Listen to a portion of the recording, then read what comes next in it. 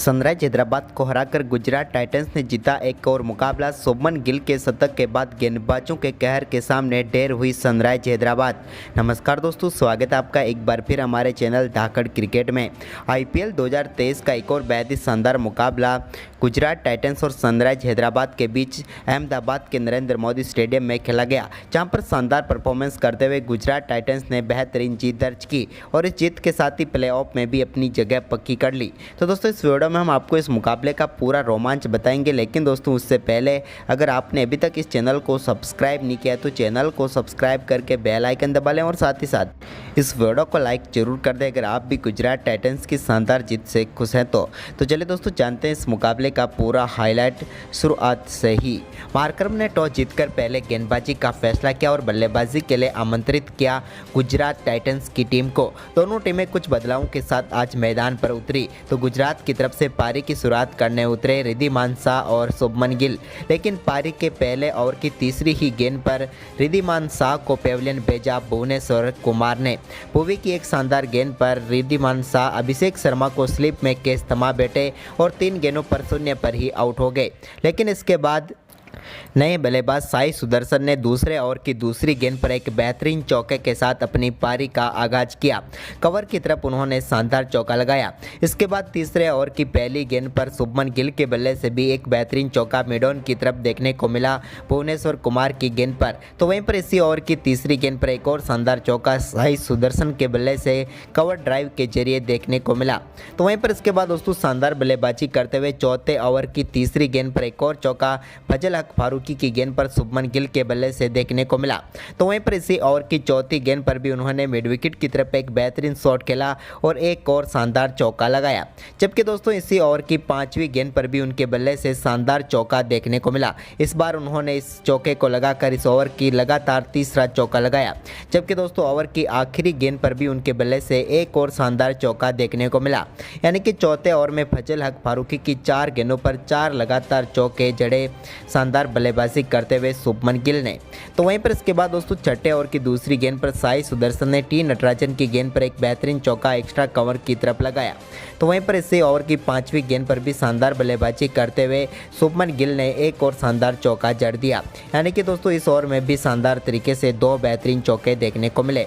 वहीं पर इसके बाद दोस्तों 8वें ओवर की पहली गेंद पर शुभमन गिल ने एक और शानदार चौका लगाया मार्कंडे की गेंद पर और 22 गेंदों पर ही अपना अर्धशतक पूरा कर लिया। कमाल की बल्लेबाजी करते हुए इन्होंने मात्र 22 गेंदों पर ही अपने बेहतरीन अर्धशतक तक पहुंचे। इसके बाद दोनों बल्लेबाजों के बीच शानदार तरीके से 10वें ओवर तक 100 रनों की पार्टनरशिप पूरी हो गई, जिसमें 64 रनों का योगदान रहा शुभमन गिल का। तो वहीं पर इसके बाद दोस्तों यहाँ पर शानदार बल्लेबाजी करते हुए 11वें ओवर की तीसरी गेंद पर इस पारी का पहला छक्का साई सुदर्शन के बल्ले से देखने को मिला, जहां पर उन्होंने कमाल का शॉट खेलते हुए गेंद को 6 रनों के लिए भेजा। तो वहीं पर इसकी अगली ही गेंद पर उन्होंने एक और शानदार चौका जड़ा।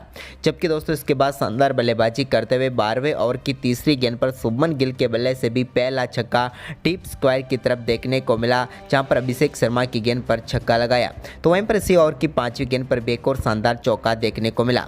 इसके बाद दोस्तों यहाँ पर शानदार बल्लेबाजी कर रहे थे शुभमन गिल, जब उन्होंने 14वें ओवर की चौथी गेंद पर भी एक शानदार चौका एक्स्ट्रा कवर की तरफ लगाया। वहीं पर इसके बाद दोस्तों 15वें ओवर की पहली गेंद पर मार्को एंसन की गेंद पर बड़ा शॉट खेलना चाहते थे, लेकिन इस बार यहां पर साई सुदर्शन टी नटराजन को कैच थमा बैठे और 36 गेंदों पर 47 रनों की पारी खेलकर वो आउट हुए। तो वहीं पर इसके बाद दोस्तों हार्दिक पांड्या आए तो उन्होंने 15वें ओवर की 5वीं गेंद पर एक शानदार चौका लगाया मार्को एंसन की गेंद पर, लेकिन इसके बाद 16वें ओवर की दूसरी गेंद पर उनको चलता किया भुवनेश्वर कुमार ने। भुवी की एक शानदार गेंद पर हार्दिक पांड्या राहुल त्रिपाठी को कैच थमा बैठे और 6 गेंदों पर सिर्फ 8 रन बनाकर पेविलियन लौटे। इसके बाद दोस्तों 16वें ओवर की चौथी गेंद पर शुभमन गिल ने एक शानदार चौका लगाया, लेकिन इसके बाद यहां पर 17वें ओवर की तीसरी गेंद पर मिलर के बल्ले से भी एक शानदार शॉट देखने को मिला, लेकिन इसके बाद इसी ओवर की चौथी गेंद पर डेविड मिलर को मार्करम ने कैच करके पेविलियन भेजा। टी नटराजन ने और 5 गेंदों पर सिर्फ 7 रन बना पाए। इसके बाद यहां पर फजल हक फारूकी ने 18वें ओवर की तीसरी गेंद पर राहुल तेवटिया को भी पेविलियन भेज दिया। वो 3 गेंदों पर सिर्फ 3 ही रन बना पाए। वहीं पर इसके बाद शुभमन गिल ने कमाल की बल्लेबाजी करते हुए शानदार अपना शतक पूरा किया जब उन्होंने 19वें ओवर की दूसरी गेंद पर सिंगल के साथ आईपीएल इतिहास का अपना पहला शतक जमाया।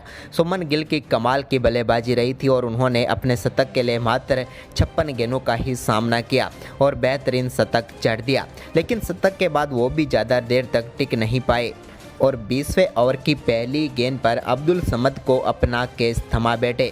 अब्दुल समद ने बेहतरीन कैच किया और शुभमन गिल जो कि इस मुकाबले में 58 गेंदों पर 101 रनों की कमाल की पारी खेलकर पेविलियन लौटे। तो वहीं पर इसके बाद 20वें ओवर की दूसरी गेंद पर नए बल्लेबाज राशिद खान आए और राशिद खान गए, वो अपना खाता भी नहीं खोल पाए और भुवनेश्वर कुमार ने 20वें ओवर की शुरुआती 2 गेंदों पर 2 विकेट चटका ली। इसके बाद नए बल्लेबाज नूर यहाँ पर क्रीज पर उतरे, लेकिन नूर अहमद यहाँ पर रन लेना चाहते थे, लेकिन भुवनेश्वर कुमार के एक शानदार थ्रो ने उनकी पारी को भी समाप्त कर दिया और यहाँ पर इस मुकाबले में टीम की हैट्रिक पूरी कर ली हैदराबाद ने, यानी कि 20वें ओवर की 3 गेंदों पर 3 विकेट मिले।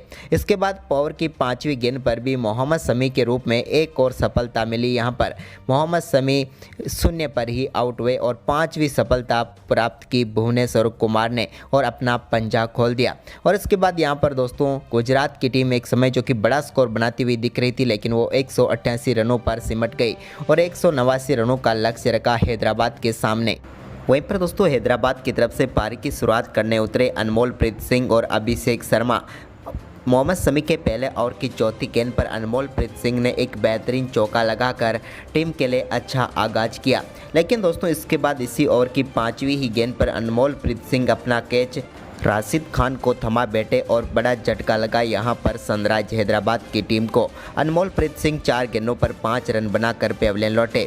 तो वहीं पर इसके बाद दूसरे ओवर की पहली गेंद पर यश दयाल के शानदार चौके के साथ अभिषेक शर्मा ने भी अपना बेहतरीन आगाज किया, लेकिन इसी ओवर की चौथी गेंद पर वो भी खराब बल्लेबाजी करते हुए यहाँ पर विकेट कीपर रिद्धिमान शाह को अपना कैच थमा बैठे और दूसरा झटका लगा सनराइज हैदराबाद की टीम को। अभिषेक शर्मा इस मुकाबले में ज़्यादा कुछ खास नहीं कर पाए और 5 गेंदों पर 4 रन बनाकर वो भी पेविलियन लौट गए।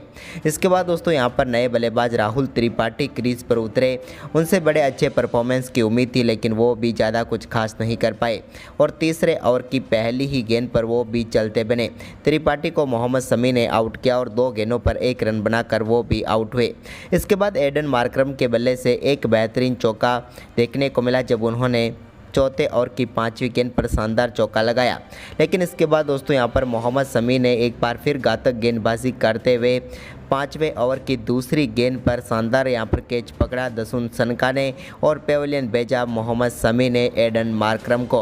मार्करम 10 गेंदों पर 10 रन बनाकर पेविलियन लौटे।